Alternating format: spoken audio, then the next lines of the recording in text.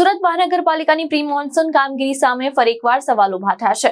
સુરતના મજુરા ગેટ વિસ્તારથી Majura fire station તરફ જવાના મુખ્ય માર્ગ પર ગટરનું ઢાંકણ છેલ્લા 10 દિવસથી તૂટેલી અને કોહવાયેલી હાલતમાં ખુલ્લું પડ્યું છે। એક તરફ મહાનગરપાલિકા દ્વારા પ્રી મોન્સૂન કામગીરી પૂર્ણ કરવાના દાવા કરવામાં આવી રહ્યા છે, તો બીજી તરફ શહેરના મુખ્ય માર્ગ પર જ આવી બેદરકારી સામે આવતા કામગીરી પર સવાલ ઉભા થયા છે।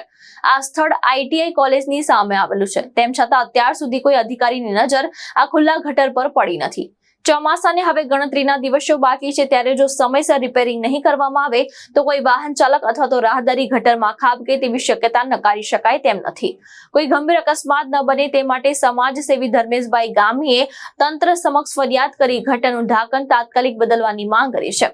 ચોમાસું શરૂ થાય તે પહેલા યોગ્ય રિપેરિંગ કરી લોકોને સુરક્ષિત અવરજવર મળી રહે તેવી સ્થાનિકોએ પણ માંગ ઉઠાવી છે। સમાજસેવી ધર્મેશ ગામી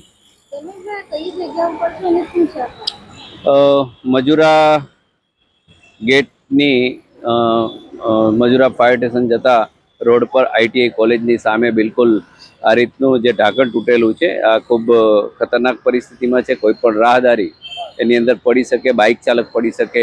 અને પ્રી મોન્સૂન જ્યારે માન્સૂન આવવાની શક્યતાઓ છે ત્યારે જે પ્રી મોન્સૂનના નામે મહાનગરપાલિકાનું તંત્ર કામ કરી રહ્યું છે, એમાં ઘણી બધી ક્યાંક ને ક્યાંક કચાશો છે। ગોકળગતિએ કામ થઈ રહ્યું છે। શહેરમાં ઘણી બધી જગ્યાએ ફૂટપાથના કામો અધૂરા છે, મેટ્રોની કામગીરી થઈ રહી છે, ત્યાં માટી પુરાણના કામો પણ થઈ રહ્યા છે। એટલે ત્વરિત જે કંઈ કામો છે એ માન્સૂન પહેલાં થઈ જાય અને કોઈ પણ રાહદારીને કે કોઈ પણ સુરતીજનોને તકલીફ ના પડે એવા પ્રયત્નો મહાનગરપાલિકાની ટીમ કરે એવી અપેક્ષા રાખીએ છીએ।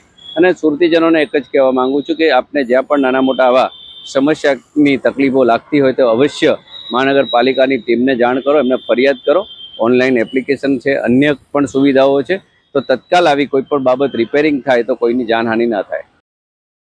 ભાવેશ ઉપાધ્યાય, દ્રષ્ટિકોણ ન્યૂઝ, સુરત।